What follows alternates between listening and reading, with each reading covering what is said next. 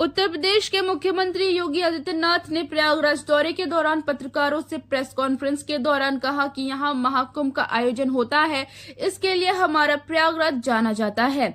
यहां पर एकता का महाकुंभ आयोजित हो रहा है। प्रधानमंत्री जी ने इस बार के महाकुंभ को एकता का महाकुंभ का नाम दिया है। आगामी स्नान पर मौनी अमावस्या व बसंत पंचमी पर आने वाले श्रद्धालुओं को बेहतर सुविधा प्रदान की जाए।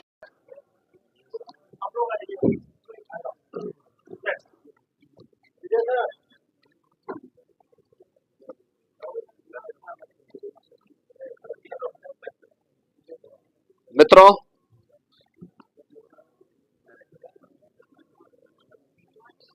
महाकुंभ का आयोजन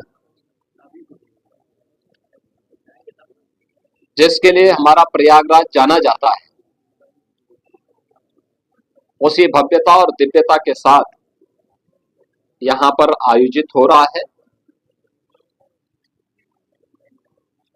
आदरणीय प्रधानमंत्री जी ने जो विजन दिया है महाकुंभ के लिए, उसको स्थानीय स्तर पर लागू करने के लिए सभी लोग पूरी प्रतिबद्धता के साथ कार्य कर रहे हैं। और मैं आपको इस बात के लिए धन्यवाद दूंगा कि प्रयागराज की छवि को एक पॉजिटिव तरीके से महाकुंभ के बहाने आप लोगों ने प्रस्तुत करने का कार्य किया और उसको लगातार आगे बढ़ा रहे हैं। इस दौरान हमारे सामने पौष पूर्णिमा और मकर संक्रांति के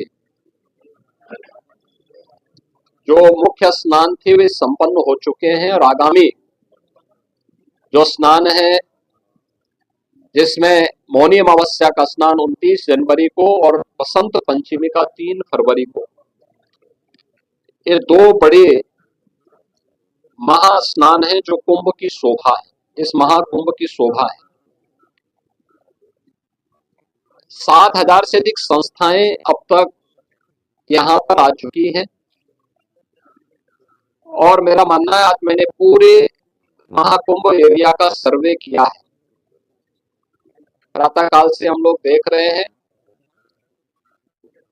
यहाँ पर जो लोग आज संगम तट पर स्नान करने वाले श्रद्धालुओं की संख्या और यहाँ पे रहने वाले संतों, कल्पवासियों और अन्य संस्थाओं से जुड़ी हुई पूरी संख्या को अगर हम देखेंगे तो यह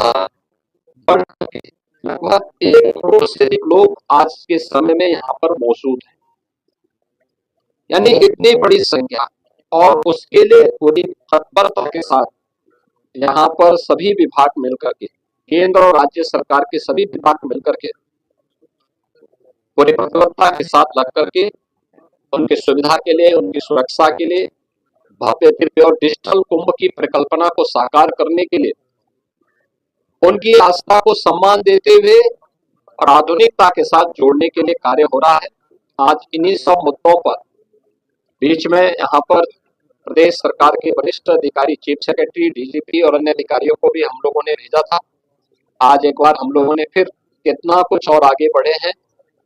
29 और 3 फरवरी के महास्नान के आयोजन को ध्यान में रख करके पूरी व्यवस्था का हम लोगों ने अवलोकन किया है और मुझे पूरा विश्वास है कि भगवान प्रयागराज और मां गंगा की कृपा से हम लोग यहाँ पर इन दोनों स्नानों को भी सकुशल संपन्न करने में सफल होंगे।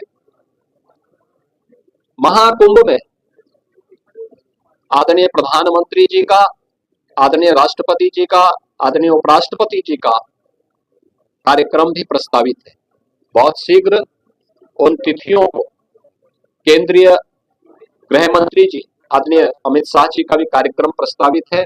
अन्य महानुभावों के भी कार्यक्रम यहाँ पर लगातार चल रहे हैं। पूर्व राष्ट्रपति आदरणीय रामनाथ कोविंद जी इस समय महाकुंभ के आयोजन के साथ जुड़े हुए हैं। तमाम राज्यों के माननीय राज्यपालगण, माननीय मुख्यमंत्रीगण लगातार यहाँ आ रहे हैं। हमारे उच्चतम न्यायालय और उच्च न्यायालयों के माननीय न्यायमूर्तिगण भी और विभिन्न राज्यों से जुड़े हुए मान्य जनप्रतिनिधिगण भी लगातार यहाँ पर आकर के स्नान में भाग ले रहे हैं।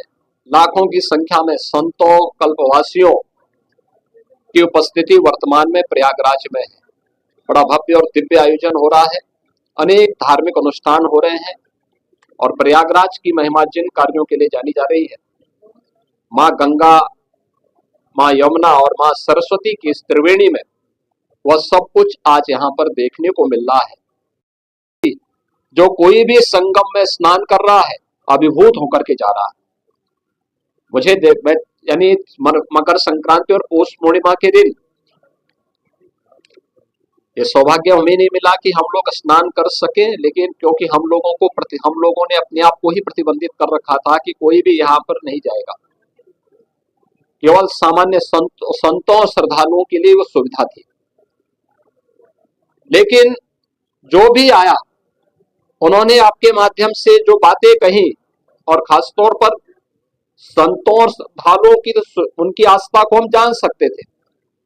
तमाम विदेशी भी इस अवसर पर संगम में स्नान करके बड़े अभिभूत थे। कल मेरे पास यूरोप से जुड़े हुए कुछ श्रद्धालु आए थे, कुछ लोग आए थे, कुछ पर्यटक आए थे और प्रयागराज की महिमा का गान किस भाव के साथ कर रहे थे। आज आपने कुछ चैनल में उसको देखा भी होगा, किस प्रकार क्या श्रद्धा का भाव था। देखिए, वे हिंदी नहीं जानते, संस्कृत नहीं जानते, लेकिन हिंदी की चौपाई को, हिंदी की यानी एक संस्कृत के मंत्रों को, अवधि की चौपाइयों को और सनातन धर्म से जुड़े हुए स्त्रोत और मंत्रों को किस लय के साथ सस्वर